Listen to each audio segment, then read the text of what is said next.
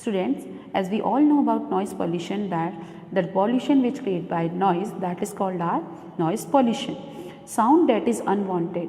The sound that is unwanted or disrupts one quality of life, that is called as noise.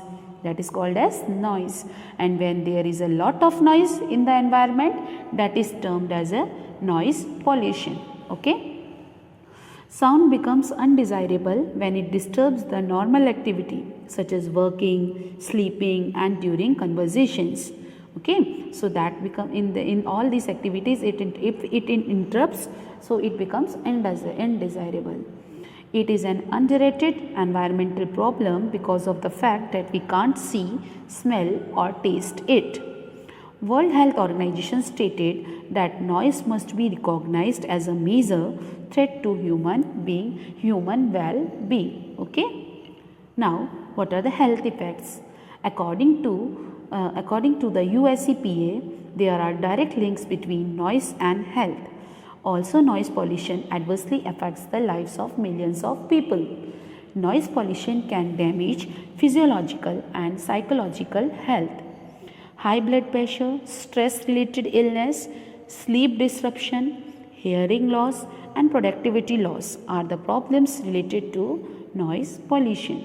It can also cause memory loss, severe depression and panic attacks.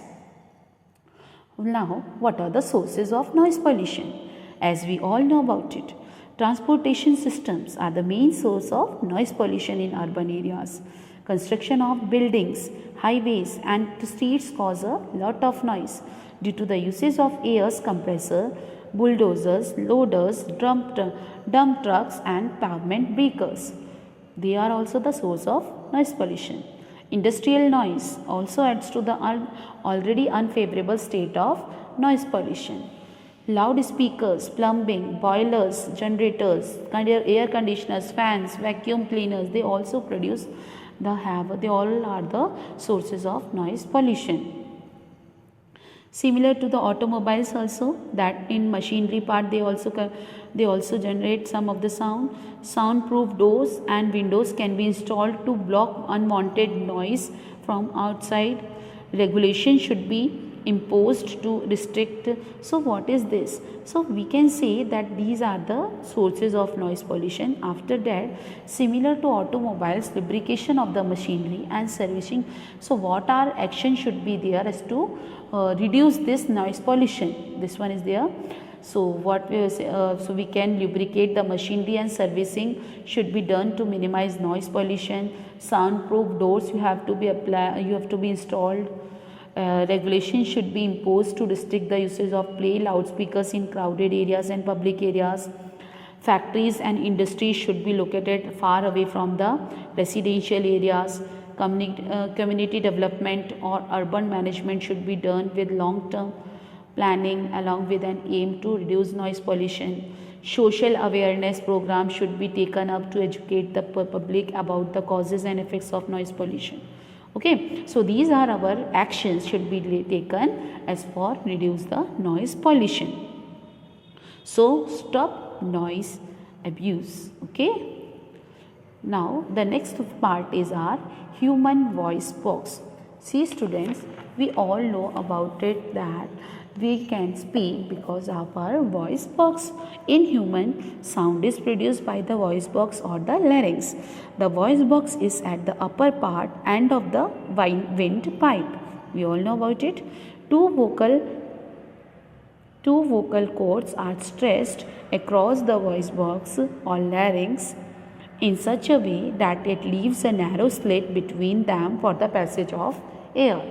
Okay, this one, see.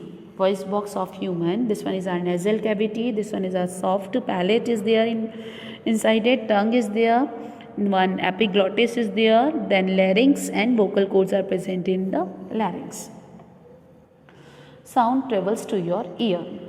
The air vibrates. When you are speaking something, what happens? The air which is nearby you, it vibrates but does not travel from the alarm to the ear or does not travel from one place to another.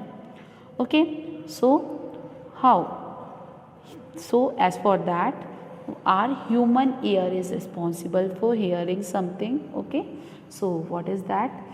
First, for human ear, the outer ear, see this one is our whole, see first of all this one is our the diagram of human ear.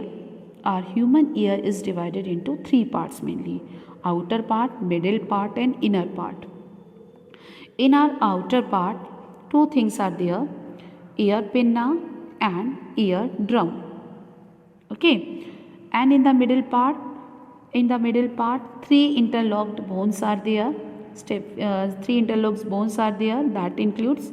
And in the inner part, we can say that coiled organ of hearing is also there, or we can say semicircular canals, auditory nerves, all these things are there in their inner ear. Now let's see what is the process of hearing. The outer ear called pinna collects the sound waves. The outer ear called pinna collects the sound waves. This sound waves passes through the ear canal to a thin membrane called eardrum. Okay, the eardrum now vibrates. The vibrations are amplified by the three bones of the middle ear called hammer, anvil and stirrup. Okay, the middle ear then transmits the sound waves to the inner ear. In the inner ear, the sound waves are converted into electrical signals by the cochlea and send them to brain through the auditory nerves, and the brain then interprets the signals as sound. See students, what happened? By the pinna, this sound vibrates, the air particles of sound goes to this pinna. By the way of ear canal, it goes to eardrum. Here eardrum can give their particle there. What happened? Then the eardrum is strike up, which starts vibrating with the same frequency. This causes the delicate bones of the middle ear to vibrate. In the middle ear, three small bones are there: hammer, anvil and stirrup. So what happened? When the eardrum strikes, it starts vibrating, and this causes the delicate bones of the middle ear also to vibrate. These bones amplify the vibrations and transmit them all the vibrations to inner ear. Now this inner ear, they have a tiny hair cells in the hearing organ and send a signal by the auditory nerve to our brain. The auditory nerve take the signals to the brain, and brains can interpret this one, and we can then hear the sound. This one is the whole procedure. Mobile phones use radio. Sound. See, by the flow chart they can understand sound. It is in the form of electrical signal. It is in the form of radio signal, electrical signal, sound. See, in one phone, the sound is changed into an electrical signal, then into a radio signal. Okay, and mobile phone beacons. And in the second phone, the radio signal is changed into an electrical signal, then into sound. So, sound, electrical signal, the radio signal, it is giving the how it changes. So, that is a flow of mobile phones use radio. Telephones, the message travels through miles of wires as an electrical signal. Okay, so by the help of telephones. Some we can say interesting or facts. We can say that what are the interesting facts are there. So what is the interesting one? First is there, sound travels 4 times faster. Sound travel 4 times faster through water than through air. Okay, there is no sound in space. Geologists use their knowledge of how sound travels through rocks to help them find oil fields. Whales in the ocean sing to each other. The sound of their song can travel a distance of 800 km. Sound moves through the air at 340 meters per second.